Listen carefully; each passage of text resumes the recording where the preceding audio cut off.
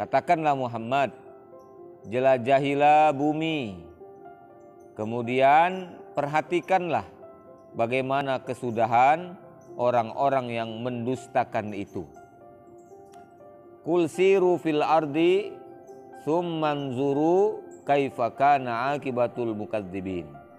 Jadi Allah perintahkan kepada Nabi Muhammad SAW untuk mengatakan kepada orang-orang yang masih tidak percaya dengan Allah Subhanahu wa taala, masih tidak mau mengikuti kebenaran yang disampaikan oleh beliau.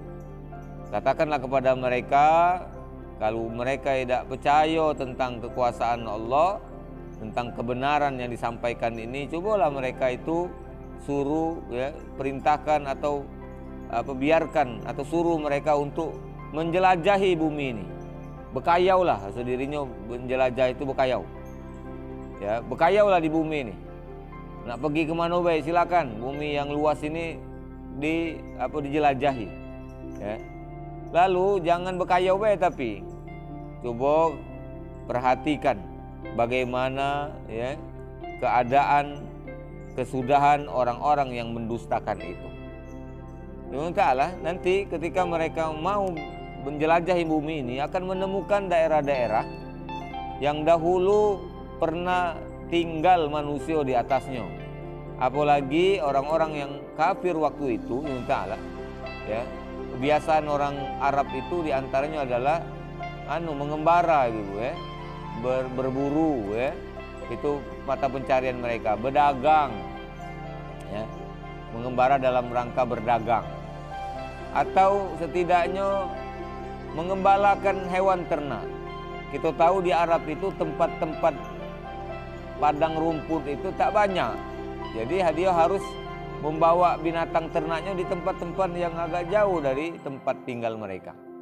Ya, yang cetonyo kafilah pedagang-pedagang berbulan-bulan tak balik, berjalan, atau yang berburu tadi, Nah, dia akan menemukan tempat-tempat, apalagi mereka banyak tahu juga tentang daerah-daerah yang dulu pernah ada orang di situ, tapi sekarang tak naruh lagi penghuninya.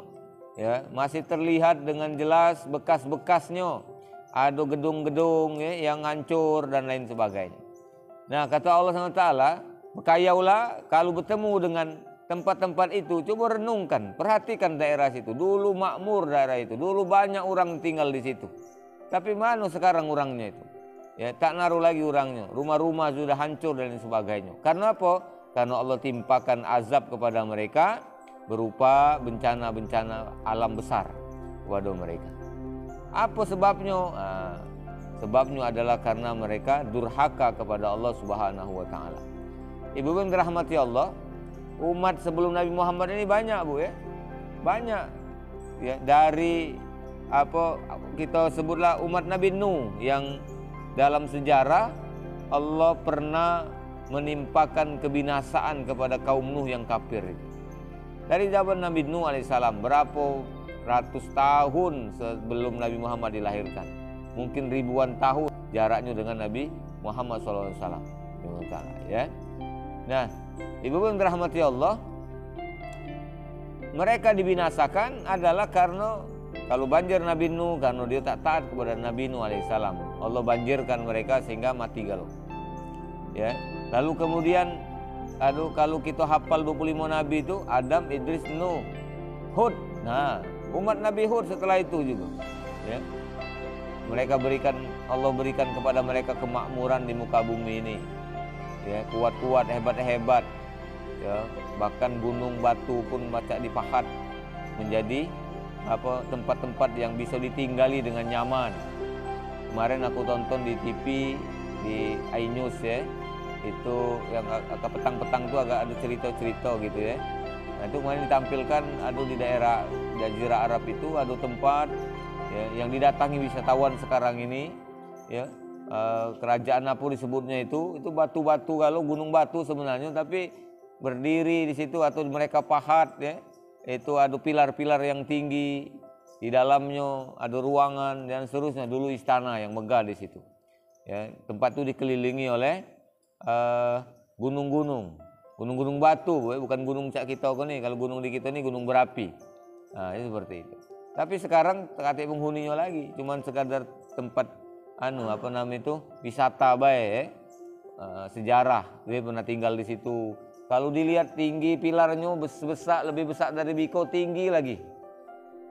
Orang dulu ini kan sampai seperti itu. Kalau kita ini teknologi lah canggih, ya ngecor ini kan lah pakai alat segala macam. Ya, kalau itu dulu bukan dicor, tapi memang dari batu nih yang dipahat. Oh bagus tapi indah dan seterusnya.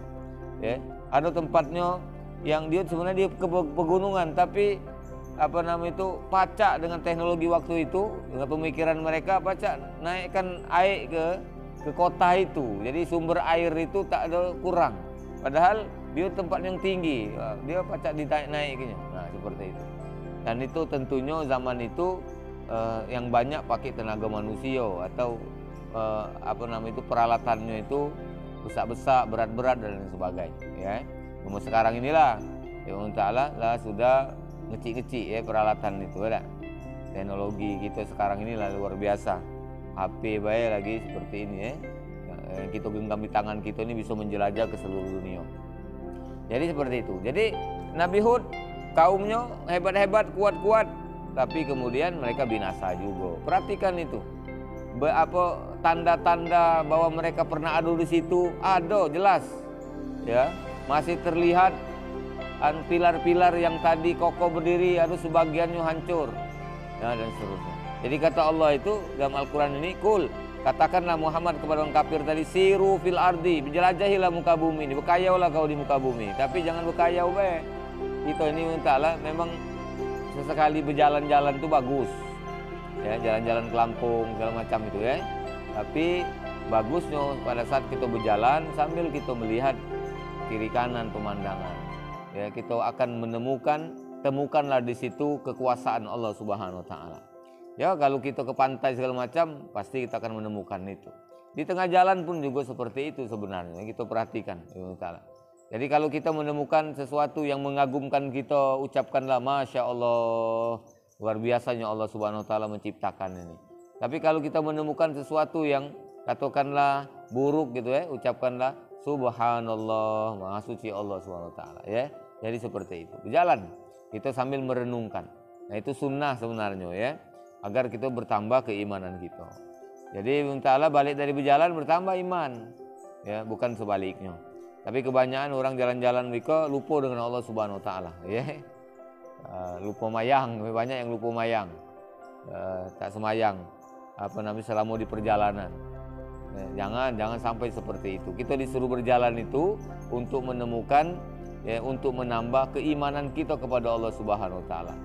Ya, kita pacak berkayau berjalan, naik kendaraan, turun kendaraan, seterusnya itu bagian dari tanda bukti kekuasaan Allah Subhanahu Wa Taala, ya.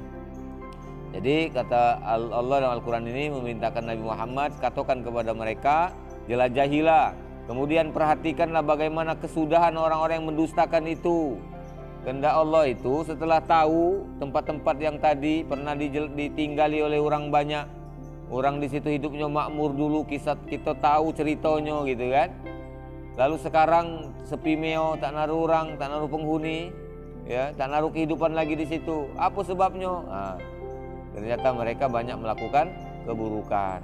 Kaum Nabi Lut, ya, itu keburukan mereka penyimpangan seksual dan seterusnya. Kaum Nabi Soleh, ya, Ta'ala, kaum Madian, ya, kaum Samud, itu apa yang mereka lakukan? Di antaranya adalah mengurangi timbangan, menipu dalam mencari mencari harta itu dengan cara nipu, niupkan, ya, dan seterusnya. Jadi pasti ada alasannya Allah menimpakan azab yang sampai tak naruh lagi orang yang tersisa di situ. Yang baik ada tapi lari dulu. Allah selamatkan, ya. Allah selamatkan seperti Nabi Nuh, kapalnya berlabuhnya di Gunung Judi, agak jauh dari tempat dia di yang kaumnya yang menentang dakwah Nabi Nuh alaihissalam ini. Nabi Lut, orang yang beriman bersamanya disuruh Allah untuk meninggalkan kaum Sodom itu, disuruhnya kemana? Ke negeri Sam, ke tempat Nabi Ibrahim alaihissalam. Jadi yang baik-baik disuruh jauh. Baru Allah timpakan kebinasaan di wilayah itu. Nah, jadi seperti itu. Jadi habis. Tak naruh lagi tempat-tempat yang ada penghuninya. Apa sebabnya? Karena dia melanggar aturan Allah Ta'ala atau durhaka kepada Allah, atau tidak menyambut seruan dari para nabi dan rasul mereka. Ya, mendustakan dari kenabian atau mendustakan kekuasaan Allah Subhanahu wa taala. Jadi kehendak Allah itu jangan diturut. Jangan diturut, ya. Jadi kita harus taat kepada Allah Subhanahu wa taala. Di mana kami baca kemarin bahwa Allah Subhanahu wa taala hari ini hari Selasa, hari Senin tadi di unit 7, ya. Mereka bacanya surat apa kemarin itu surat apa Al-Isra salah ya. Itu Allah sebutkan Allah Subhanahu wa taala tidak akan mengazab kamu kalau kamu termasuk orang yang bersyukur dan beriman. Nah, jadi bencana tidak akan Allah berikan kepada orang atau kepada kaum yang mereka itu bersyukur kepada Allah dan beriman kepada Allah Subhanahu wa taala. Jadi kalau kita ingin terhindar dari azab, dari keburukan bencana, banyak-banyak bersyukur kepada Allah Subhanahu wa taala. Dan salat atau melaksanakan kewajiban kita sebagai seorang muslim adalah bagian dari syukur kita kepada Allah Subhanahu wa taala. Jadi mayang itu syukur kita kepada Allah. Syukur kita masih hidup, syukur kita masih pacak makan, minum, ya, naruh kendaraan, naruh rumah, ya. Besok masih hidup di dunia ini syukur kita sholat. Rasulullah SAW ketika diomongi oleh Aisyah, ya Rasulullah, kamu kok ni kan lah diampuni Allah dosa yang lalu, yang sekarang, yang akan datang. Ngapa masih semayang sampai bengkak kaki? Uji Nabi, salahkah aku kalau aku ngawikan itu untuk bersyukur kepada Allah SWT? Ya, di antara syukur yang kau sebut tadi, ya, dia wujud dia bersyukur diampuni Allah dosa-dosanya yang lama, yang lalu, yang sekarang, yang akan datang. Dia tunjukkan dengan semayang sampai kakinya bengkak. Nah, makin taat Nabi SAW kepada Allah Subhanahu wa taala. Jadi seperti itu. Jadi artinya sholat atau ibadah itu bagian dari penampakan syukur kita kepada Allah Subhanahu wa taala. Ibu ya. Jadi jangan tak semayang. Aku yakin kita semua lah sudah terjaga sholat kita ibu ya.